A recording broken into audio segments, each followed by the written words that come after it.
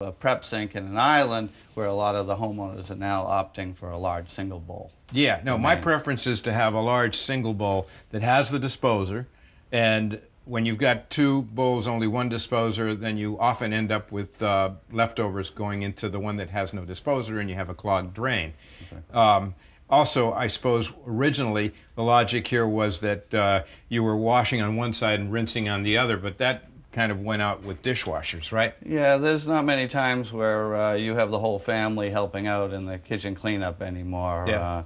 It tends to be a quick rinse and right into the dishwasher and out the door. Now, what about the depth from the countertop to the bottom of the sink? A lot of people are going more with deeper sinks these days, but at the same time, you do have a 3mm 1.25" countertop, so you're going to be adding that to the depth. And if you're a short-statured person, it may be a little bit of a challenge to reach down into the bottom of the sink. Okay. Can we pull this out Sure. and to talk about the construction? Stainless steel sinks have really become ubiquitous, and there's a lot of different makers. And this one happens to be a German maker. Or is it Swiss? Swiss, yes. Yeah. Tell me about the features of it. Well, we're very proud of the way this is made. These sinks here, the double sinks, are actually made in 3 different pieces. The bowls are pressed individually, and they're done in what they call a deep draw process. Many manufacturers will do a stamping of a sink, which will be the rim and the 2 bowls. Frankie goes and presses each bowl individually multiple times, and what that does is that ensures a consistent thickness throughout the sink. What's the gauge of the metal? This is an 18 gauge, and most undermounts these days are made with an 18 gauge, but that's when they start the process. The most important thing is when you're done with the sink. It's almost like blowing up a balloon. Right. You can stretch it in different areas, so many times our sinks will be up to 50% thicker, heavier than another manufacturer using the same gauge to start. Approximately, what's the cost of a sink like this? This sink here runs at about $800 to $900. That's an expensive Yes. item. Okay.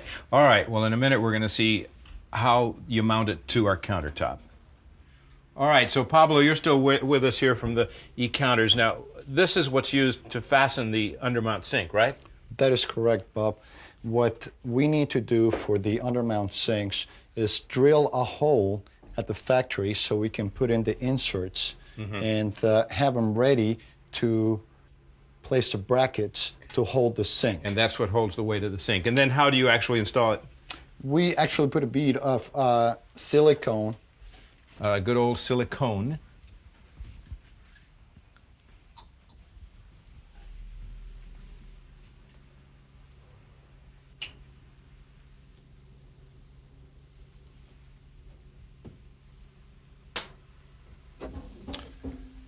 After the silicone is placed, we raise the sink